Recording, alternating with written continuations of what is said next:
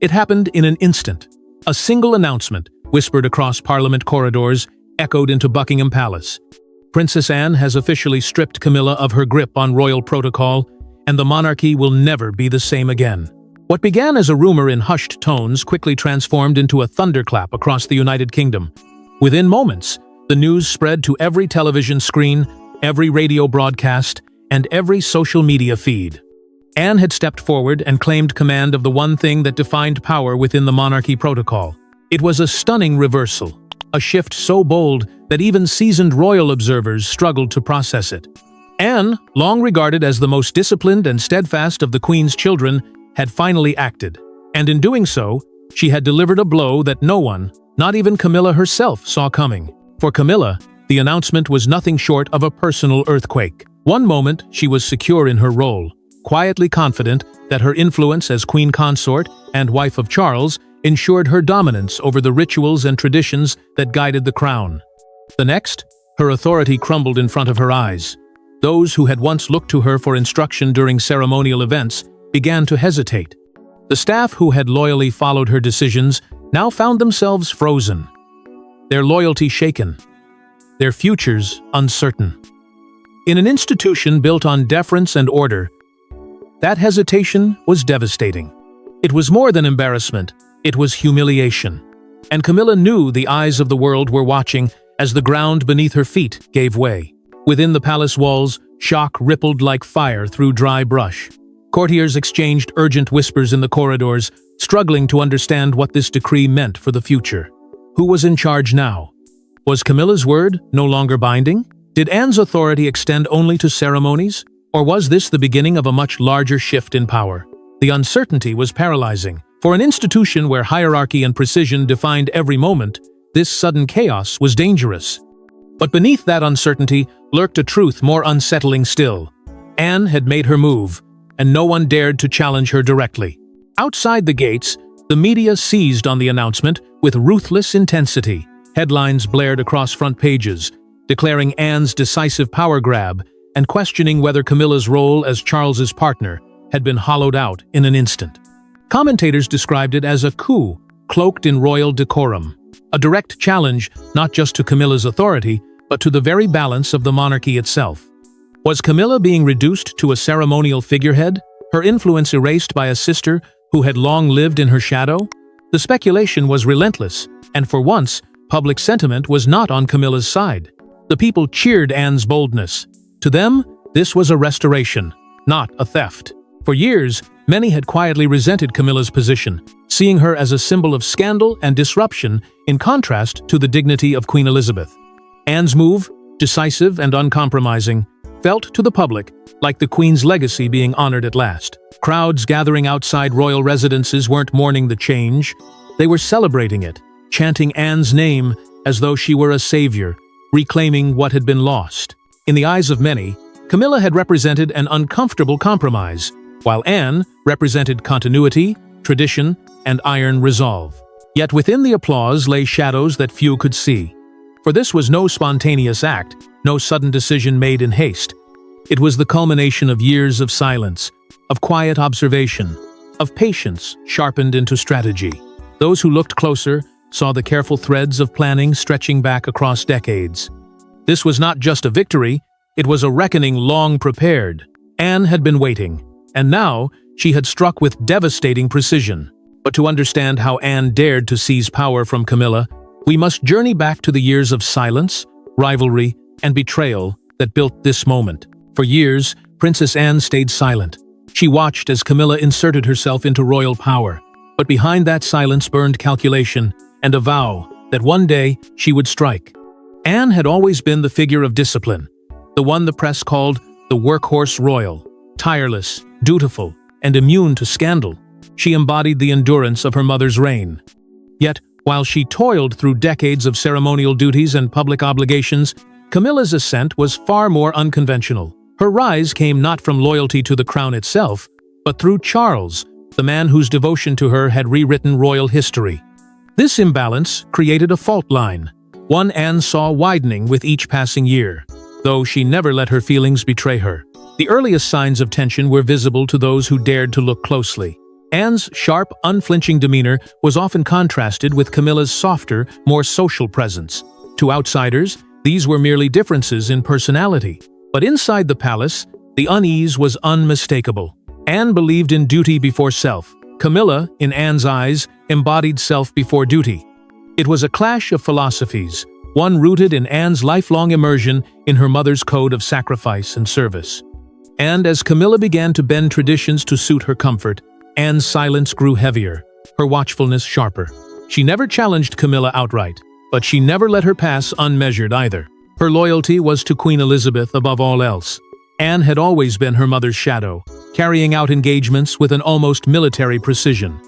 She viewed every handshake, every appearance, every ceremony as an extension of the Queen's promise to the people. That loyalty made her intolerant of anything that seemed to trivialize or manipulate protocol. Camilla, however, sought to reshape these customs into symbols of her own acceptance. From seating arrangements to ceremonial order, from the choice of guests to the language of invitations, Camilla placed her mark on traditions that had endured for centuries. For Anne, each adjustment was more than preference. It was an erosion of the very fabric of royal honor. And yet, Anne never raised her voice. She never staged a confrontation. Instead, she studied. Observers later said she had the patience of a predator, always still, always waiting. In public, she nodded politely, stood where protocol demanded, and offered no hint of rebellion. But privately, Anne kept score.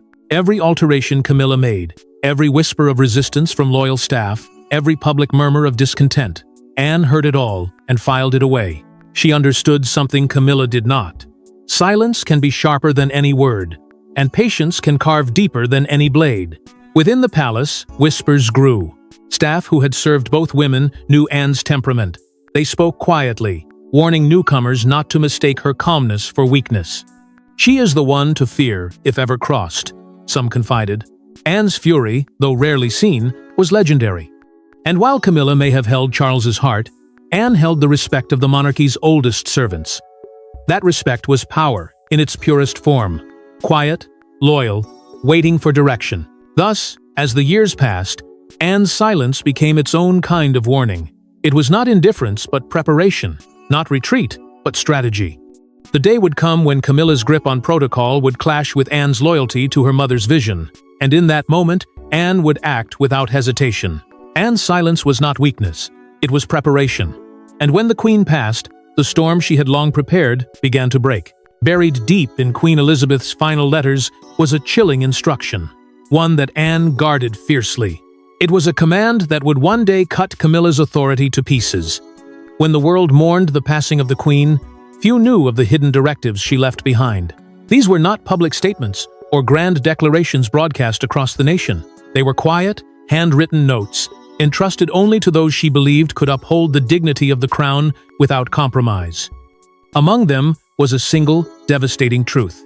Anne, not Camilla, was to hold guardianship over royal protocol. For the Queen, tradition was sacred, and she knew only one daughter carried the strength and resolve to defend it against anyone who might seek to reshape it. The notes were written with a clarity that left no room for doubt. They revealed Elizabeth's private recognition of Anne's unwavering devotion, her ironclad discipline, and her refusal to place self above duty. Where others faltered, Anne endured. Where others sought influence through charm or proximity, Anne had earned it through decades of service. The Queen, perhaps more than anyone, understood that once she was gone, the monarchy would be tested by rivalries and shifting loyalties. To protect its heart, she designated Anne as the anchor, the one to ensure protocol, the very language of monarchy, remained unshaken. For Anne, reading those words was both a burden and a revelation. It drew her back to her final private conversation with her mother, a moment etched forever in her memory. Elizabeth, frail but sharp, had spoken with urgency. She warned of storms ahead, of challenges to tradition, and of figures who might attempt to bend centuries of order for their own purposes. Anne sat by her side, listening not just as a daughter, but as a soldier taking a command. And when the Queen looked into her eyes and said, "You must hold the line," Anne understood that this was not a suggestion. It was a royal commandment carried from one sovereign to her most trusted child. Conspicuously absent from these directives was Camilla. For all her presence at Charles's side, for all her newly acquired titles, She was nowhere within Elizabeth's written instructions. To the Queen, Camilla was a consort, not a guardian. She was never meant to hold the reins of power over tradition, never meant to shape the rituals that defined the monarchy's identity. Her exclusion was deliberate, a silent rejection hidden in the ink of her mother's hand. It was this silence that carried the heaviest weight, because in a monarchy, exclusion can be louder than any spoken word. Anne carried those words like a shield, a solemn promise carved into her very being. She vowed not just to protect her mother's legacy, but to act when the time was right. It was not a matter of if, but when. And that knowledge gave Anne a clarity of purpose that no one else possessed. Her every move, her every silence, her every glance toward Camilla was guided by the burden of that secret command. It was as if destiny itself had marked her out, demanding not compromise, but resolve. The weight pressed heavily on her shoulders, but it did not crush her. Instead, it steeled her. Anne became more than a princess. She became the keeper of an oath, the executor of her mother's final will. And while Camilla basked in her newfound influence, Anne quietly sharpened the very blade that would one day strip it away. But Camilla, unaware of what had been written, marched ahead with confidence, blind to the trap Anne had been preparing all along. Behind gilded palace doors, Camilla believed she was untouchable. Yet the cracks were already spreading, as allies abandoned her one by one. From the moment Charles ascended the throne, she worked tirelessly to consolidate her influence, weaving herself deeper into the daily machinery of royal life. Through protocol, she sought to cement her authority, dictating who stood where, who spoke when, and how.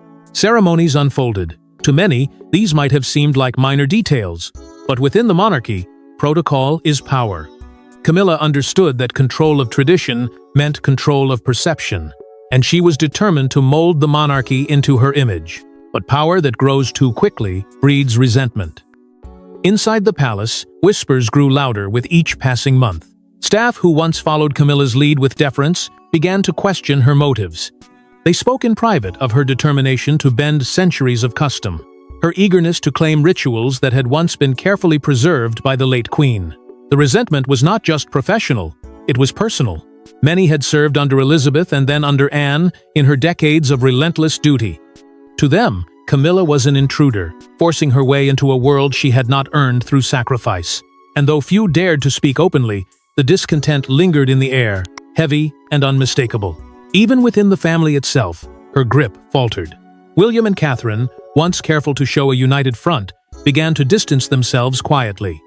At public engagements, Catherine would decline to mirror Camilla's choices, opting instead for gestures that reflected her loyalty to Elizabeth's legacy. William, though respectful, stopped seeking Camilla's counsel on ceremonial matters, instead leaning subtly toward Anne's quiet authority. This distancing was not a loud rebellion, but it was deliberate, and Camilla noticed. Every absent smile, every withheld gesture of support chipped away at the illusion of unity she so desperately needed. Beyond the walls of the palace, the public's patience wore thin. Camilla's growing dominance was no secret. The press captured her every appearance, noting how often she seemed to position herself at the center of events. Commentators began to ask whether her influence had become too visible, too forceful. For a woman, long criticized by the shadows of the past, the scrutiny was unbearable. What she intended as a show of strength was interpreted as ambition, and ambition was not a quality the people welcomed in their monarchy. Meanwhile, Anne moved with precision. She never announced her intentions, never staged a dramatic confrontation. Instead, she began to take over ceremonial duties in small, almost unnoticeable ways. When Camilla faltered in protocol, Anne was there to steady the moment. When decisions went unmade, Anne quietly stepped in. To outsiders, it appeared natural, even helpful. But within the palace, it was clear that Anne was reclaiming ground inch by inch. She was building her authority not through declarations, but through presence. And it was a presence no one dared to challenge. Camilla felt it everywhere, in the hesitation of the staff who once rushed to her call, in the careful glances exchanged by William and Catherine. In this way, Anne's shadow seemed to stretch across every ceremony, every corridor, every decision. For the first time, Camilla felt the weight of isolation. She had believed she was untouchable, but now she could sense the walls closing in. Each passing day, the balance tipped further from her grasp, and the inevitability of what was coming became harder to deny. The showdown was inevitable, but Anne knew timing was everything. The trap would only snap shut when Camilla least expected it.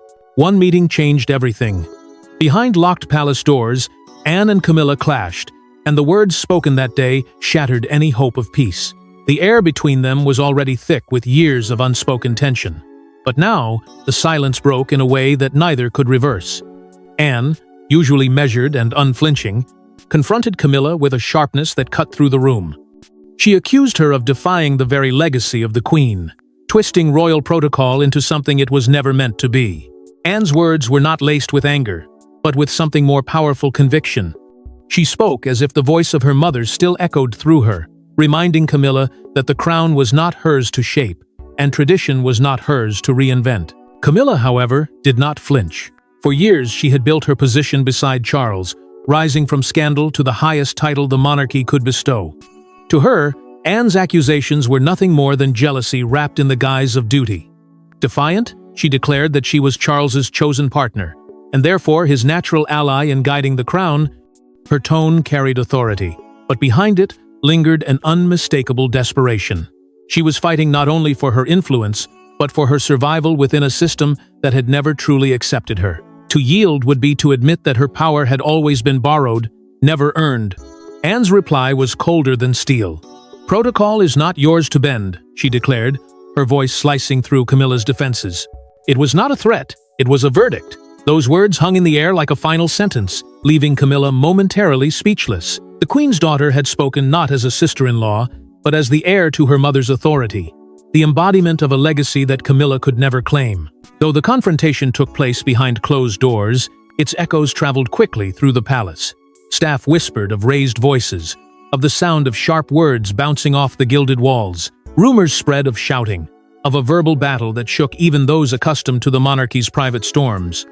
No one knew the exact details, but everyone understood its significance. The balance of power had shifted in that room, and Camilla had not emerged victorious. Anne walked out, visibly resolved, her face carrying the weight of decision, but none of the doubt. She had crossed a line that could never be uncrossed, and in doing so, she set the stage for everything that would follow. Those who saw her afterward remarked on her calmness, the stillness of someone who had made up her mind and would not be swayed. To them, it was clear Anne had chosen her battlefield, and she was ready to fight it to the end. Camilla, left behind in the silence of that room, felt something she had long denied herself: fear. For the first time since stepping into her role, she realized she was in a war she could not win. Anne was not simply another rival. She was the embodiment of the monarchy's will, armed with duty, legacy, and a lifetime of respect behind her. No amount of charm or influence could undo that truth. But Anne wasn't finished. Her next move would weaponize the one thing Camilla feared most: the law of royal protocol itself. It came without warning, a single decree, signed and sealed, sweeping centuries of tradition into Anne's hands. Camilla had been dethroned in all but name. The announcement, delivered with chilling formality, declared that Princess Anne would assume full authority over all matters of royal protocol. No longer would Camilla's word carry weight in the delicate order of ceremonies and state occasions. From the moment the decree was made public, the hierarchy shifted. It was as though the very ground of monarchy had been rearranged overnight, and those who had stood at Camilla's side now scrambled to reposition themselves under Anne's command. The decree was not left to interpretation. It carried the backing of Parliament, whose acknowledgement sealed Camilla's fate beyond any hope of reversal. What had once been whispered as possibility became fact, stamped with legal weight and undeniable authority. This was no quiet reshuffling behind closed doors, it was a public stripping of power.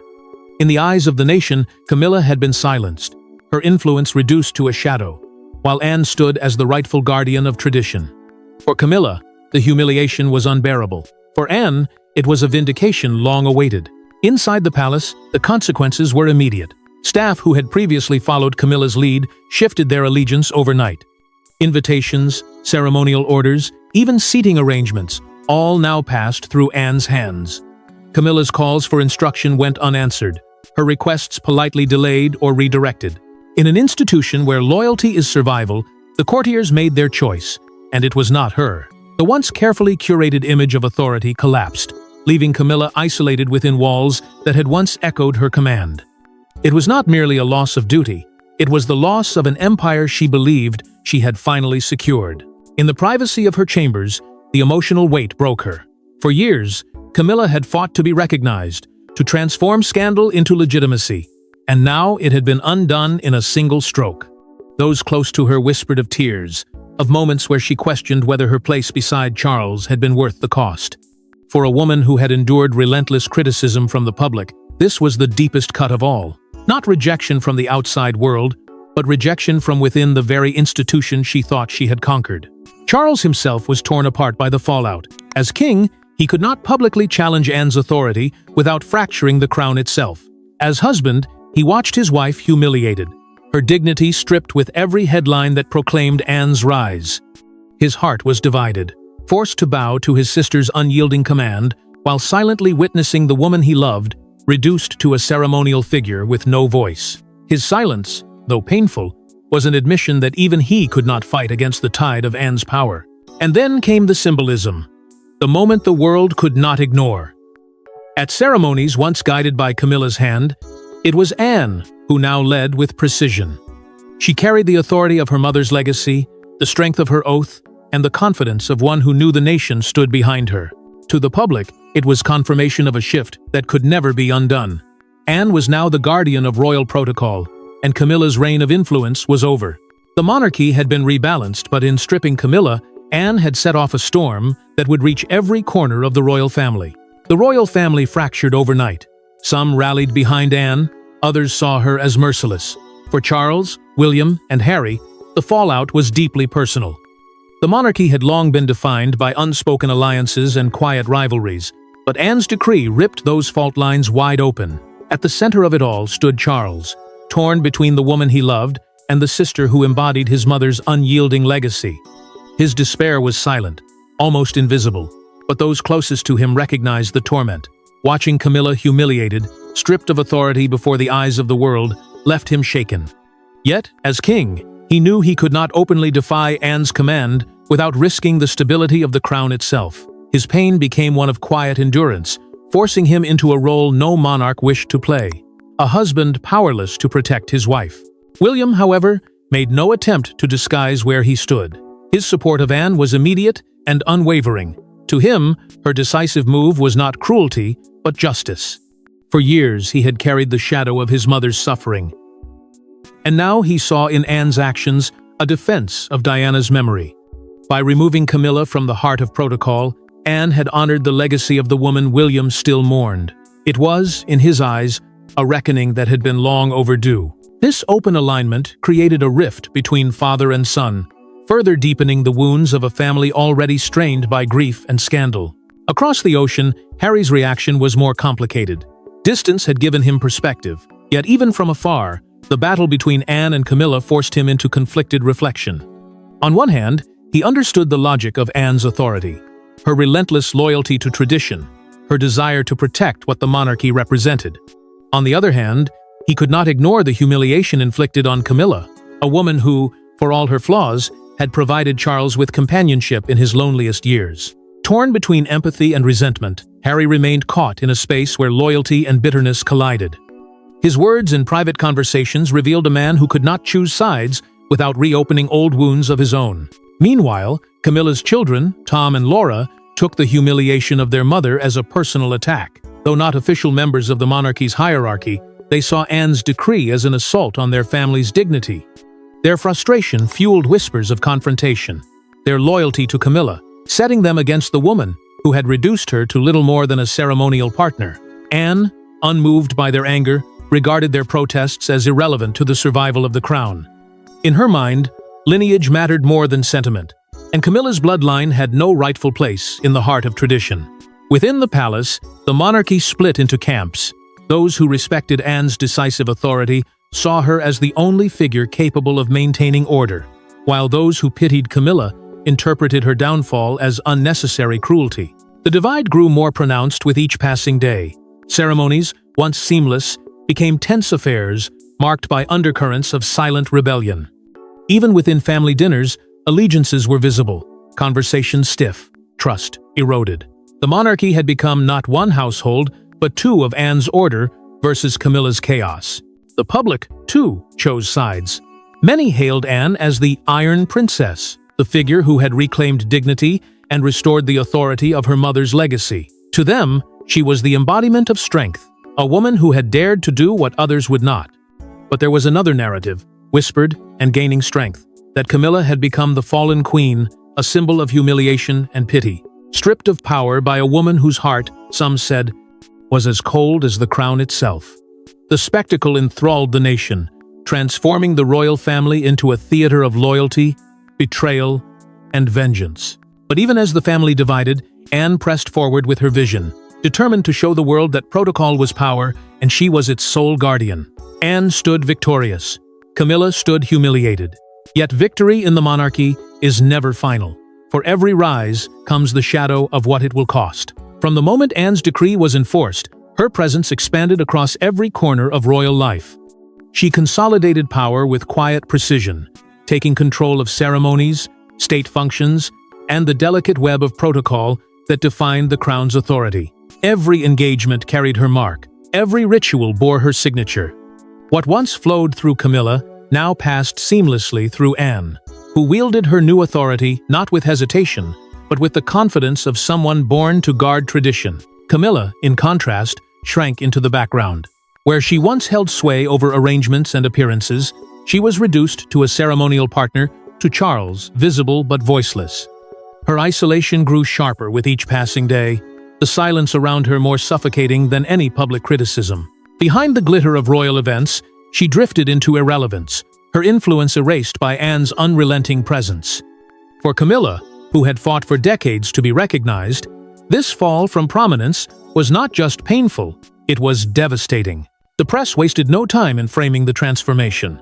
Headlines hailed Anne as the real Queen of Duty, the true inheritor of Elizabeth's legacy. Commentators praised her as the embodiment of resilience, discipline, and unbreakable loyalty to the crown. They contrasted her decades of service with Camilla's short-lived authority, declaring Anne the rightful guardian of tradition. The narrative shifted overnight. Camilla was no longer the figure who had secured a place beside the king, but the woman who had been toppled by the iron will of Elizabeth's daughter. Public admiration surged. Crowds began to cheer Anne's name during state appearances, their voices rising not out of ceremony, but out of genuine respect. To them, she was the heir not to the throne, but to the spirit of monarchy itself, the living reminder of a queen who had promised duty until her last breath. Many saw in Anne what they had feared was lost, a figure unwilling to compromise, unwilling to bend, unshaken by the storms of scandal. For the people, her ascension was a restoration, proof that the monarchy still held unyielding strength. Camilla, however, could not escape the humiliation. Her rare appearances drew whispers rather than applause. Observers noted the change. Where once she commanded presence, now she evoked pity. Her every step was overshadowed by the knowledge that her power had been stripped from her hands. In a world where image was everything, she had become a symbol of defeat, a consort sidelined, a queen in name, but not in influence. The contrast between her downfall and Anne's ascension was as sharp as day and night, and the public made no attempt to soften the blow. Anne, unshaken by the chaos she left in her wake, began to look forward. With her authority firmly established, she quietly started shaping protocol for the monarchy's future. Her attention turned to Catherine, preparing her as the next guardian of duty. Every decision, every adjustment to ceremonial practice was made with Catherine's eventual role in mind. It was not merely about reclaiming power from Camilla, it was about building a framework for the next generation. Anne's vision stretched beyond her own triumph. She was constructing a legacy. But as the cameras flash and the headlines roar, a haunting question lingers. Has Anne restored the monarchy, or set it on a path of greater destruction? History will call it a coup without blood. Princess Anne's seizure of protocol shattered Camilla's power forever, but the story is far from over. By claiming control, Anne did more than remove a rival. She redefined the monarchy's future.